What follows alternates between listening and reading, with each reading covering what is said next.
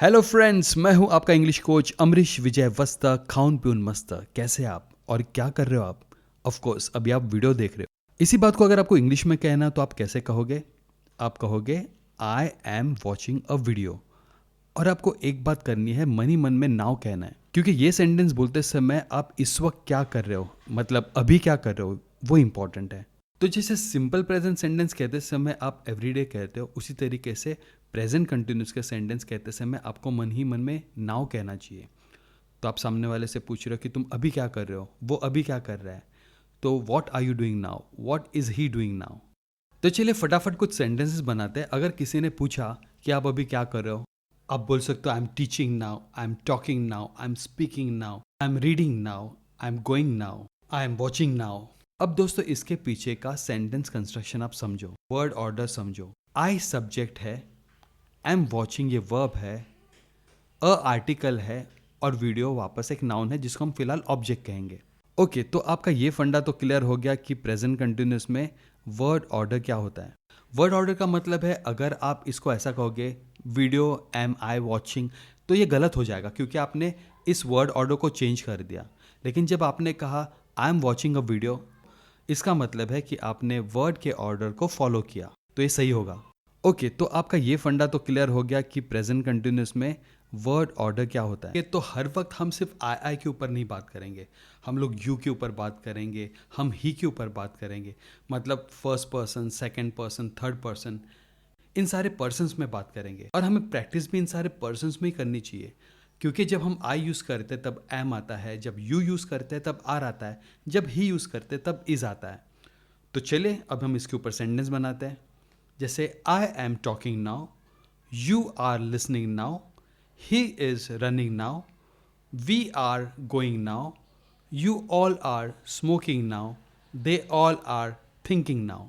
जब आप अलग अलग प्रोनाउंस के साथ बात करोगे तो आपकी ज़बान पे ये वर्ड्स बैठ जाएंगे, और फिर चांस ही नहीं है कि जब आप ही यूज़ करोगे तब उसके साथ आप आर यूज़ करोगे, क्योंकि जब आप ही प्रोनाउन यूज़ करोगे तो आपके ज़बान पे इज ही आने वाला है, क्योंकि आपने इतनी प्रैक्टिस की हुई होती है। So that is why they say practice makes a man perfect. Practice करने से आपकी ज़बान पे ये शब्दों की रचना चढ़ जाती है और फिर आप गलत नहीं होते, and then you become fluent. So friend, this was present continuous. आपको ऐसे बहुत सारे सेंटेंसेस को प्रैक्टिस करनी है। आपके लिए एक बुक बनाई गई है जहाँ पे आप प्रैक्टिस कर सकते हो। तो चलिए, आपको प्रेजेंट कंटिन्यूस का ये कॉन्सेप्ट क्लियर हो गया, लेकिन इसी के साथ साथ ना आप पैसिव भी करिए, क्योंकि देखिए लाइफ में लोग या तो एक्टिव में बात करेंगे या तो पैसिव में। तो जब आप बोल रहे हो कि I am eating an apple, तो उसके साथ बोलिए an apple is being eaten by me. तो चलिए अभी हम ये देखते हैं कि प्रेजेंट कंटिन्यूस के एक्टिव वॉइस को हम प्रेजेंट कंटिन्यूस के पैसिव वॉइस में कैसे कन्वर्ट करते हैं। यहाँ पे जो आई था वो आई का हो गया अभी मी के बाजू में मैं लिखता हूँ बाय। एक्टिव में जो एन एप्पल था उसको चेंज करके मैं सब्जेक्ट की जगह पे लिखता हूँ। आप तो जानते हो कि पैसिव में हमेशा थर्ड फॉर्म आता है, तो मैं लिखता हूँ यहाँ पे ईटन। ये सेंटेंस कौन सा है? प्रेजेंट का है, तो यहाँ पे लिखता हूँ मैं इज। नाउ वेरी इंपॉर्टेंट, क्योंकि ये सेंटेंस प्रेजेंट कंटिन्यूस का है, यहाँ पे जो बी का फॉर्म आएगा वो BEING होगा यहाँ पे, ना कि BEEN। इस स्पेलिंग को ज़रा ध्यान में रखिए, क्योंकि ये कंटिन्यूस है, ING आएगा यहाँ पे। So I am eating an apple का हो जाएगा an apple is being eaten by me. हमेशा की तरह मैं आपको रिक्वेस्ट करूंगा कि आप अलग अलग पर्सन्स के साथ इस पैसिव सेंटेंस को भी ट्राई करिए। चलिए फिर अभी दूसरा सेंटेंस लेते हैं कि I M smoking a cigarette, a cigarette is being smoked by me. He is purchasing tickets. Tickets are being purchased by him. I am playing piano. Piano is being played by me. You are smoking a cigarette. A cigarette is being smoked by you. He is driving a car. A car is being driven by him. We are counting money. Money is being counted by us. You all are composing a song. A song is being composed by you all. They are playing cricket. Cricket is being played by them. दोस्तों कभी कभी ऐसे भी sentence हो सकते हैं जैसे कि I M swimming in the river, लेकिन इसका पैसिव नहीं होगा। आप ऐसा नहीं बोल सकते कि रिवर इज बींग स्वम, मतलब ऐसा कुछ होगा ही नहीं, मैं बना भी नहीं सकता। इसका रीज़न ये होता है कि इसमें जो वर्ब है वो इंट्रांजिटिव है, मतलब एक्शन सब्जेक्ट से ऑब्जेक्ट के ऊपर जाते नहीं है।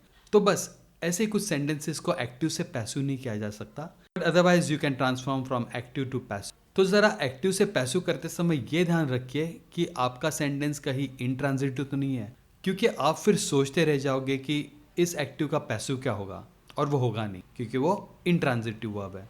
तो बस इन्हीं चीज़ों का ध्यान रख के आप एक्टिव पैसिव ट्राई कीजिए।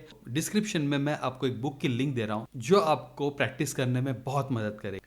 जिन लोगों की ये बुक्स कंप्लीट होती है, मैं सिर्फ उन्हीं से मिलता हूँ जो मेहनत कर रहे हैं, अपने आप को इम्प्रूव करने के लिए एफर्ट्स डाल रहे हैं। तो अगर आप एफर्ट्स खुद से नहीं डालोगे तो मैं आपकी मदद नहीं कर पाऊंगा।